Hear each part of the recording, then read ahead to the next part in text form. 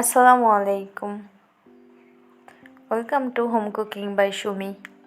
আমি আজকে ব্রয়লারের মাংস দিয়ে ঝাল রোস্ট তৈরি করব। আমি এখানে 4 পিস মাংস নিয়ে লবণ এবং মরিচ দিয়ে একটু ম্যারিনেট করে 30 মিনিটের মতো রেখে দিব। এবার আমি একটা প্যানে তেল গরম করে সেই তেলের মধ্যে মাংসগুলোকে দিয়ে দিব। চুলার আঁচটা জোরে আছে, জোরে থাকলে মাংসটা ভালো করে এক পাশটা হয়ে আসবে এবং অন্য পাশটা আমি উল্টিয়ে দিব। খুব বেশি সময় নিয়ে ভাজা যাবে না, যেহেতু একটু ব্রয়লার সেহেতু খুব বেশি ভাজার দরকার নেই। আমার মাংসটা যখন ভালো করে ভাজা হয়ে আসবে সে পর্যায়ে আমি মাংসগুলোকে উঠিয়ে নেব।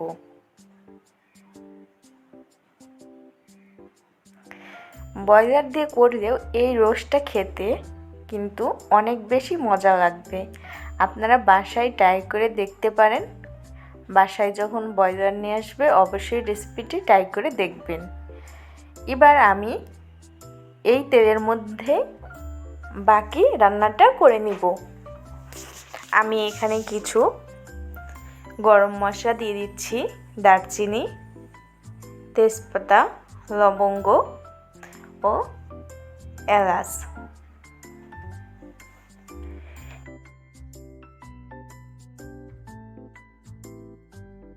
এই মশলা থেকে যখন ফ্লেভারটা বের হবে তখন আমি এখানে 1 কাপের চেয়ে একটু বেশি পরিমাণে পেঁয়াজ কুচি দিয়ে দিব। পেঁয়াজটা যখন একটু নরম হয়ে আসবে তখন আমি এখানে দিয়ে দিব 1.5 টেবিল চামচ আদা এবং রসুন বাটা। আদা রসুনটা একসাথে বাটা আছে। এবার আদা এবং রসুনটাকে আমি একটু লো আঁচে ভেজে নিব, এর কাঁচা স্মেলটা দূর করার জন্য। আদা এবং রসুনটা যখন একটু ভাজা হয়ে আসবে তখন আমি এখানে অল্প পরিমাণে পানি দিয়ে নিচ্ছি। এবার আমি এখানে দিয়ে দিচ্ছি 1 চা চামচের মতো গুঁড়ো মরিচের গুঁড়ো এবং রোস্টের মশলা আমি বাসায় বানিয়েছি। আপনারা চাইলে আমি একটা ভিডিও বানিয়ে দিতে পারি এবং আরও অনেকের ইউটিউবে রোস্টের মশলার ভিডিওটা আছে, আপনারা চাইলে সে ভিডিওটাও দেখতে পারেন এবং দোকান থেকে কিনেও রোস্টের মশলাটা নিয়ে আসা যেতে পারে। আমার কাছে হোমমেড মশলাটা ভালো লাগে। আমি এখানে 1.5 চা চামচের মতো হোমমেড রোস্টের মশলাটা দিয়ে নিলাম। মশলাটা নিয়ে একটু ভেজে নিচ্ছি। এখানে একটু পানি দিয়ে নিচ্ছি, না হলে মশলাটা পুড়ে যাবে সেজন্য।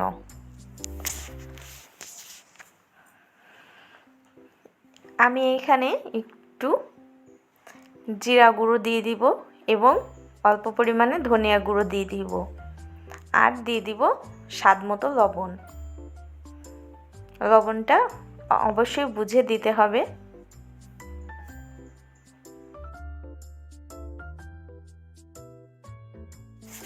সবগুলো মশলা একটু মিশিয়ে নিয়ে আমি এখানে 1/2 কাপের মতো টক মিষ্টি দইটা ফেটিয়ে দিয়েছি।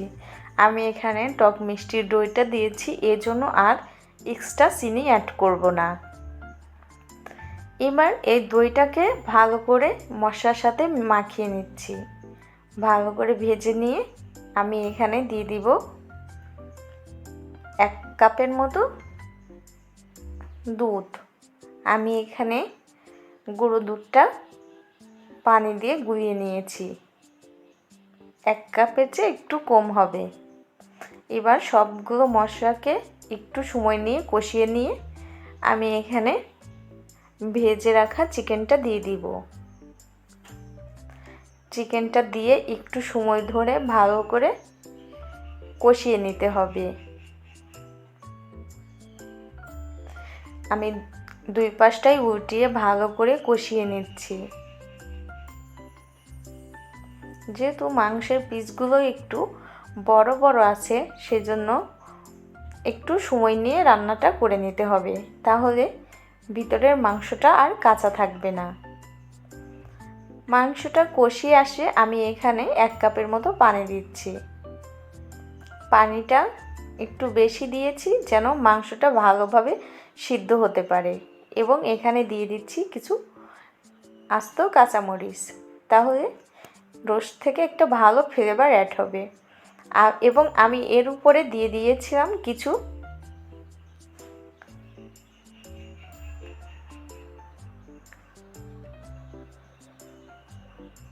পেঁয়াজ বেরেস্তা। আমি পেঁয়াজ বেরেস্তাটা দুইভাবে দিয়েছি, প্রথমে একবার দিয়েছিলাম এবং শেষে আরেকবার দিয়েছি, তাহলে এই রোস্টটা খেতে অনেক ভালো লাগে। এই তো আমি আবার দিয়ে দিচ্ছি পেঁয়াজের বেরেস্তাটা। আমার ভিডিওটি কেমন হয়েছে অবশ্যই কমেন্ট করে জানাবেন, এবং আপনারা বাসায় ব্রয়লার দিয়েও অনেক মজাদার একটা রোস্ট তৈরি করতে পারবেন। ভিডিওটি দেখার জন্য সবাইকে অসংখ্য ধন্যবাদ। সবাই ভালো থাকবেন, সুস্থ থাকবেন, সেই কামনায় আল্লাহ হাফেজ।